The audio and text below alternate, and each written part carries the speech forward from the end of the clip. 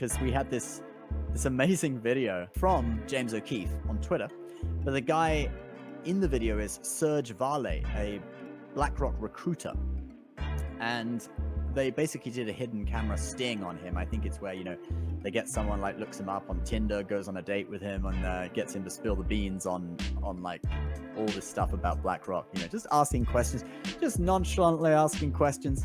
And he's feeling at ease, he's drinking some wine and stuff, and he just sort of spills the beans on a lot of stuff. So yeah, let's go through it. So basically, some of the things he said financial institutions, they basically control things. They buy politicians. The exact quote, it's not who the president is, but who is controlling the wallet of the president, okay, i.e. campaign financing. He said senators are easy to buy. You can buy one for $10,000. I somehow doubt $10,000 buys you a senator for life. Maybe one vote, $10,000. Right. He did also mention, though, I could give you $500,000 easy right now, no questions asked. So maybe if you really want to buy a senator, $500,000 might do it. I'm thinking $10,000 for one favor, perhaps. But it really makes you think about, you know, these people, these senators, and how they're sort of, you know, they come into the Senate. Their salary is a few $100,000, low $100,000s. But they're worth, like, you know, 150 million or something, like Chuck Schumer. And they get the money through book deals, through speaking engagement fees. So anytime you see, like, a senator doing a speaking engagement at, like, a university or a company for like $700,000 for one night, I mean, you know, they're not just being paid for speaking, right? They're being paid for something else. But it's hard to police it. How do you really police that? I mean, it's difficult. They get paid for life too, so that they receive a paycheck even after they're not there. That's pretty ridiculous. Who thought up that rule? One of them, probably, right? Guaranteed one of them. Just like there's no strict term limits on Congress.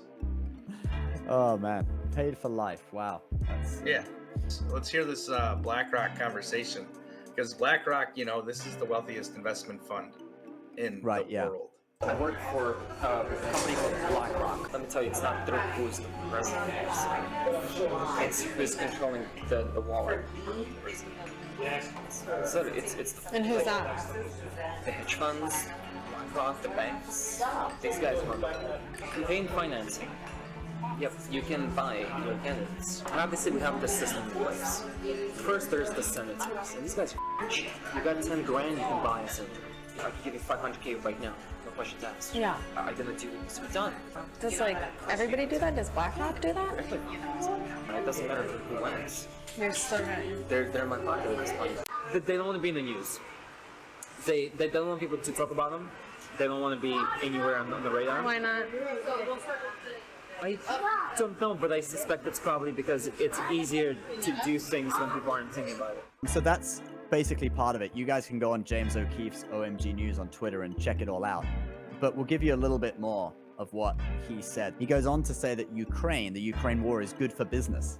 And he gives an example of, like, Russia blows up Ukraine's wheat silos, and BlackRock immediately, within seconds, goes and buys stocks in companies that produce wheat.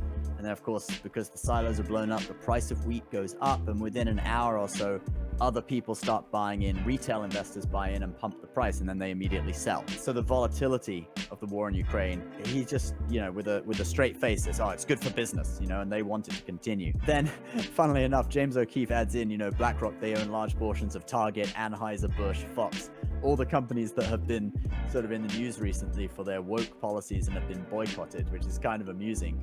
And it makes you think, well, where's the direction coming from for those policies? It's probably coming from the owners of the company, because the executives probably know that it's a bad decision to have Dylan Mulvaney on your ad, right? It's going to get boycotted.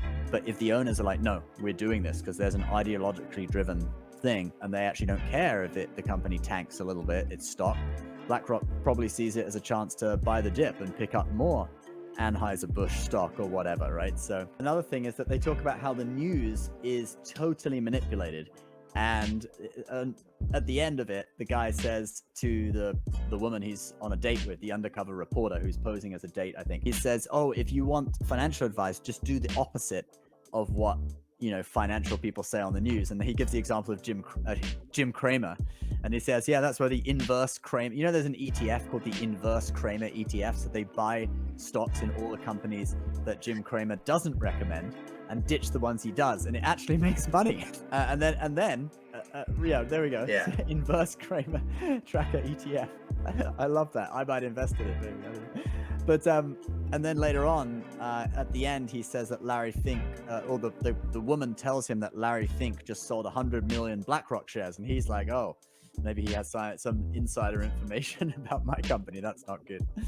But yeah, it's amusing. And then later on, what's his name? James O'Keefe tracks the guy down and confronts him again and lets him know what really happened. And the guy like tries to run into the police station, which is kind of amusing because it's like, you're going to tell the police, a journalist try to interview you, like, what are you going to say?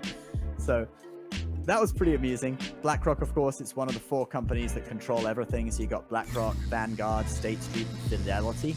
Those are typically, if you look up the 4 biggest shareholders of any company, generally it's those 4 that are biggest shareholders, and it's through the ETFs, because people buy their ETFs and they hold the stocks themselves, and they have voting rights on those stocks, so they can control those companies just because people want to buy the ETFs.